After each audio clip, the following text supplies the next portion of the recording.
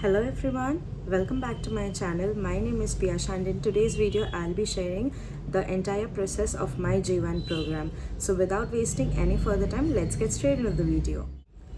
Okay, so the first step of this program is you have to find a good sponsor.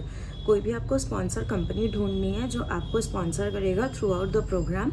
यहाँ पे sponsor means not कि आपको पैसा provide करेगा. यहाँ पे sponsoring means that will be the responsible company to send you abroad. तो वो कंपनी आपको ढूंढनी है. उसके बाद जो फर्स्ट प्रोसेस यहाँ पे आता है वो है एक टेलीफोनिक कन्वर्सेशन या फिर एक शॉर्ट इंटरव्यू, ये समझने के लिए कि आप एलिजिबल है इस प्रोग्राम के लिए या फिर आपका कम्युनिकेशन कैसा है. जो नेक्स्ट स्टेप है वो है आपका डॉक्यूमेंटेशन. आपसे कुछ डॉक्यूमेंट्स मांगे जाएंगे, मे बी मार्कशीट्स या फिर आपका कॉलेज का रिजल्ट्स, कुछ भी हो सकता है depending on the sponsor and depending on your program duration. आपसे डॉक्यूमेंटेशन के लिए चीज़ें मांगेंगे एंड फिर होंगे आपका रजिस्ट्रेशन. अगर आपका डॉक्यूमेंट्स अप्रूव्ड हो जाते हैं कि आप एलिजिबल हो इस J1 प्रोसेस के लिए, उसके बाद आपका रजिस्ट्रेशन होगा. इस टाइम पे आपको एक रजिस्ट्रेशन फ़ीस देना पड़ सकता है उन लोग को. Depending on your sponsor the first installment may be from 20 to 30,000. For my sponsor it was around 35 to 36,000 on the for the first installment. तो ये चीज़ भी डिफ़र करता है, अलग स्पॉन्सर की अलग अलग रजिस्ट्रेशन फ़ीस होती है.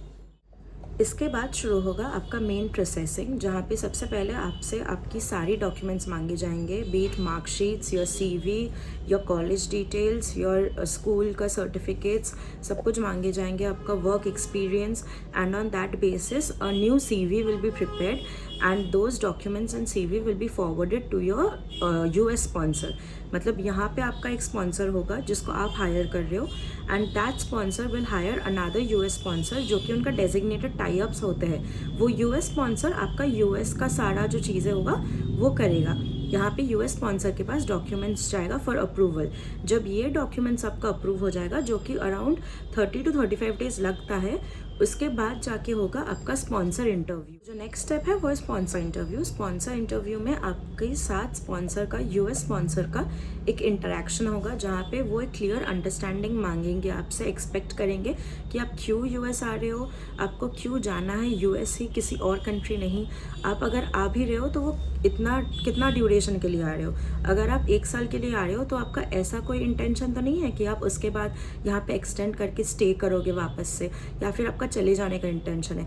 तो ये क्लियर अंडरस्टैंडिंग उनको चाहिए होता है ये सब चीज़ों के को लेकर. और उसके अलावा भी आपका वर्क एक्सपीरियंस, आपका कितना नॉलेज है, आपका पूरा क्लियर अंडरस्टैंडिंग है कि नहीं है रिगार्डिंग द J1 प्रोग्राम.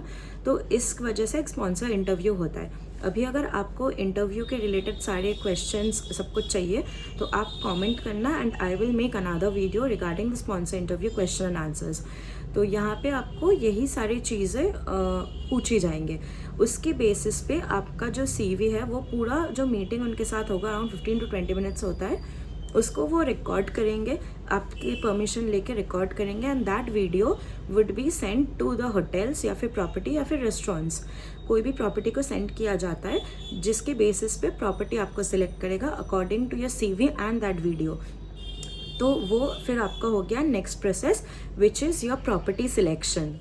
और इससे पहले एक और स्टेप है जहाँ पे अगर आपका स्पॉन्सर इंटरव्यू के बेसिस पे आप रिजेक्ट होते हो तो वो आपको मेल कर देंगे, या फिर अगर आप अप्रूव भी होते हो in that case also you will receive a mail. तो उसके बाद जो नेक्स्ट स्टेप है वो है प्रॉपर्टी इंटरव्यू. प्रॉपर्टी इंटरव्यू के पहले वो प्रॉपर्टी, सपोज आपको JW मैरियट मियामी या फिर किसी और प्रॉपर्टी ने सिलेक्ट किया है, in that case you will receive a mail from that particular property. वो मेल रिसीव होने का मतलब ये नहीं है कि प्रॉपर्टी ने आपको सिलेक्ट कर लिया है. उस मेल का मतलब सिर्फ यही है कि आपको उनके साथ एक इंटरव्यू के लिए बैठना है and depending on that interview they will either select you और रिजेक्ट यू. तो आपको बस एक ऑफर आएगा कि आप इस प्रॉपर्टी के साथ इंटरव्यू के लिए बैठना है आपको. तो फिर होगा आपका प्रॉपर्टी इंटरव्यू. अभी प्रॉपर्टी इंटरव्यू में भी प्रॉपर्टी बहुत ज़्यादा, देखो मेन इंटरव्यू होता है sponsor interview and your first round of telephonic conversation. Property interview जो है वो उतना भी कुछ क्वेश्चंस आपको नहीं पूछेंगे. अगर उनको सस्पिशियस लगता है या फिर उनको लगता है कि क्वेश्चंस पूछना चाहिए, आपका कम्युनिकेशन बहुत अच्छा नहीं है, फंबल करते हो, in that case they might ask you questions. But naturally वो बहुत ज़्यादा कुछ क्वेश्चंस नहीं पूछते हैं. फिर से आपसे आपका वर्क एक्सपीरियंस पूछते हैं आपसे पूछते हैं कि आप कितना आज काम कर पाओगे, आप एडजस्ट कर पाओगे कि नहीं। फिर से यही पूछेंगे, यही सब कुछ नॉर्मल चीज़ है जो कि स्पॉन्सर इंटरव्यू में भी पूछा जाता है। Property interview is done, you will receive a selection mail. अभी यहाँ पे भी फिर से आपको मेल में बताया जाएगा या फिर आपका अप्रूवल या रिजेक्शन। ज़्यादातर चांसेस है कि आपका अप्रूवल हो जाएगा and you will receive a selection mail. वहाँ पे लिखा होगा, आपका पूरा एक प्रोग्राम गाइड दिया जाएगा जहाँ पे आपका ट्रेनिंग फेजेस होगा। अभी ट्रेनिंग फेजेस मतलब अगर आप 1 साल के लिए जा रहे हो तो उस 1 साल को या तो 4 पार्ट्स में डिवाइड कर देंगे या तो 3 पार्ट्स में डिवाइड कर देंगे कि आपको सपोज फर्स्ट 4 मंथ्स इस पर्टिकुलर रेस्टोरेंट में काम करना है, नेक्स्ट 4 मंथ्स किसी और रेस्टोरेंट में काम करना है। एक होटल में एक रेस्टोरेंट नहीं होता है, अगर वो एक 5 स्टार चेन है तो वहाँ पे 6 से 7 रेस्टोरेंट्स बार होते हैं, तो वो चेंज होता रहेगा। अगर आपका एक रेस्टोरेंट है तो वहाँ पे शायद आपको मतलब आपका हॉट किचन होगा, फिर कोल्ड किचन होगा, फिर पेस्ट्री होगा, ऐसे करके चेंज होगा, लेकिन पूरा ट्रेनिंग आपका सेम नहीं रह सकता है। वहाँ पे फेजेस दिए जाएंगे। साथ ही साथ प्रोग्राम गाइड में भी ये भी लिखा होता है कि आपको मिनिमम कितना काम करना होगा और मैक्सिमम कितना आप काम कर सकते हो।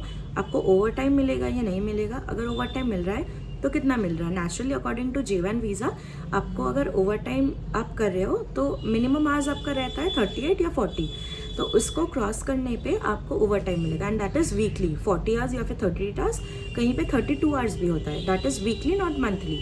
तो उसके बाद अगर वो क्रॉस होकर 44 आवर्स, 60 आवर्स, 70 आवर्स होता है, and that case you will receive over time payment and over time payment is 1.5 times the payment you receive per hour. अगर आपको पर आवर $20 मिल रहा है तो ओवर टाइम में आपको पर आवर $30 मिलेगा and that will be according to your weekly work. ऐसा नहीं है कि आप पूरा महीना काम करो एंड फिर आपको मिलेगा। बहुत कम जगह पे ऐसा मंथली पेमेंट्स होता है, मैक्सिमम जगह पे या तो एवरी वीक होता है या तो एक वीक छोड़ के इंटरवल्स में होता है। So the next step is that you have to sign and approve your training plan. जो पहले मैंने बताया वो है आपका ट्रेनिंग प्लान या फिर आपका प्रोग्राम गाइड। उसको आपको अच्छे से रिव्यू करना है, आपको साइन करना है एंड अप्रूव करके फिर से वापस उनको मेल करना है that you are agreeing to this program guide और the training plans and you are ready to start your program with them. So after this you have to pay for the second installment. अभी किसी sponsors का होता है second installment, third installment, fourth installment, बहुत सारे installments होते हैं, लेकिन मेरा जो स्पॉन्सर था उनका मुझे बाकी का लेफ्ट ओवर जो मनी था वो सेकंड इंस्टॉलमेंट पे करना हुआ मुझे, which was the entire program fees is around 5500 USD। वो भी डिपेंड करता है स्पॉन्सर टू स्पॉन्सर, कहीं पे 4000 होता है, कहीं पे 4500 होता है। ये एक जनरल होता है, आपको चेकआउट करना है उनके साथ कितना होता है। एंड मेरा जो स्पॉन्सर था उनके साथ मेरे को सेकेंड इंस्टॉलमेंट में ही बाकी का रेस्ट ऑफ द पेमेंट पूरा करना होता है। And you need to remember that your sponsor fees does not include your service और योर वीज़ा फीस और फ्लाइट, ये आपको अलग से लगता है स्पॉन्सर के अलावा। और ये भी आप चेक कर लेना, किसी स्पॉन्सर का वो इंक्लूडिंग GST होता है, किसी का एक्सक्लूडिंग GST होता है। तो अगर वो 5500 USD है एंड एक्सक्लूडिंग GST है which is around may be 4 lakh something, तो GST लगा के वो आपका 5 लाख हो जाएगा। तो वो चीज़ आप प्रोग्राम चूज़ करने से पहले एक बार स्पॉन्सर के साथ अच्छे से क्लैरिफाई कर लेना। सो आफ्टर योर सेकेंड और थर्ड या फिर फोर्थ इंस्टॉलमेंट, कोई भी इंस्टॉलमेंट हो, your DS2019 forms would be generated, जो कि एक मैंडेटरी डॉक्यूमेंट है for you to set for your visa interviews. So after that is done, you need to pay your visa and your service fees, which is 220 USD and 180 USD. Service fees 220 and visa fees 180 USD. After that is done, जो आपका visa fees है वो आपको sponsor को नहीं पे करना है, स्पॉन्सर आपको लिंक भेजेगा, आपको डायरेक्ट वीज़ा ऑफिस में पे करना होता है। After that is done, your biometric and your visa dates you will receive. So biometrics में क्या होता है, आपको इंडिया में 4 या 5 एम्बेसीज़ है, मुंबई में है, कोलकाता में है, आई गेस बैंगलोर, चेन्नई, हैदराबाद, ऐसा कुछ आप चेक कर लेना, 5 एम्बेसीज़ है। मेरा मुंबई एम्बेसी में था। And in any of these embassies you will receive a date for your biometrics, जहाँ पे आपको जाना है along with a few documents which I will make a video on later कि आपको क्या क्या डॉक्यूमेंट्स लेके जाना होता है। And you need to go there and upload your biometrics. उस दिन आपको कुछ नहीं पूछा जाएगा, you just need to go there and upload all your biometrics, आपका सब कुछ डॉक्यूमेंट्स चेक होगा। उसके बाद उसी आपका बायोमेट्रिक्स के साथ आपका वीज़ा का डेट भी मिल जाएगा। And that is the most important part of this program which is the J1 visa interview, which is you can say maybe the hardest part and the most important part of this program. अभी ये जो visa interview है इसके लिए आपको बहुत ज़्यादा अच्छे से प्रिपरेशन चाहिए होगा, which I will also make a video कि क्या क्या क्वेश्चन वहाँ पे पूछे जाते हैं, मेरा एक्सपीरियंस कैसा था। But this is the most important part of your program, visa interview. यहाँ पे आपको फिर से एक क्लियर अंडरस्टैंडिंग होना चाहिए कि मैं यूएस वापस आऊँगी। आपका ये चीज़ दिमाग में होना चाहिए, कुछ भी हो जाए 1 साल बाद मैं यूएस या फिर 6 महीने बाद मैं यूएस वापस आ रही हूँ और मेरा एक्सटेंशन का कोई आइडिया नहीं है, ठीक है। यही चीज़ उनको देखना है कि आपका ऐसा तो नहीं है आप रह जाने वाले हो। तो ये चीज़ आपका एकदम क्लियर अंडरस्टैंडिंग होना चाहिए एंड आपको आपकी पूरी ट्रेनिंग फेस, आपका पूरा जो प्रोग्राम गाइड है वो अच्छे से रटा हुआ होना चाहिए। आपको हर एक चीज़ पता होना चाहिए, आपका प्रोग्राम सुपरवाइज़र कौन है, आपका प्रोग्राम का डेट्स कौन है, ट्रेनिंग फेस क्या क्या है। यही चीज़ सबसे पहले आपको पूछी जाती है J1 इंटरव्यू में। Maximum like 80% of the students face this question and this is a very very common question जो आपको पूछा जाएगा ही। After that, either on that day your visa will be approved or rejected.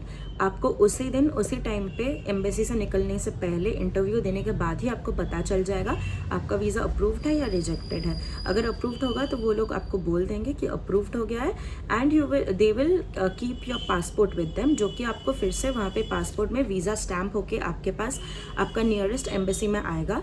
और अगर आपकी nearest कोई embassy नहीं है then you may have to pay some extra fees ताकि वो आपकी डोर स्टेप डिलीवरी दे दे।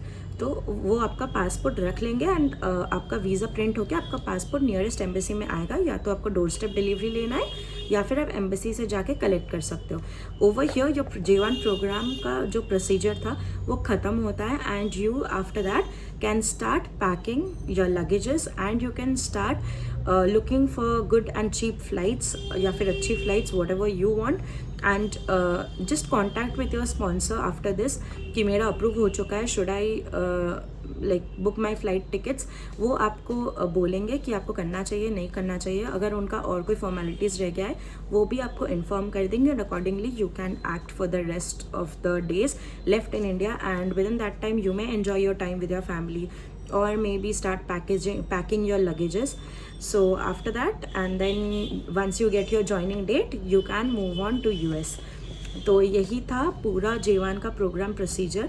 If you have any queries let me know in the comment section. और कुछ और अपकमिंग वीडियोस है जो कि आएंगे इस टॉपिक्स पे कि स्पॉन्सर इंटरव्यू में क्या क्वेश्चंस होता है, प्रॉपर्टी इंटरव्यू में क्या क्वेश्चंस होता है, मोस्ट इम्पॉर्टेंटली वीज़ा इंटरव्यू में क्या पूछे जाते हैं। I will keep posting all these videos, so stay tuned and keep watching. Thank you.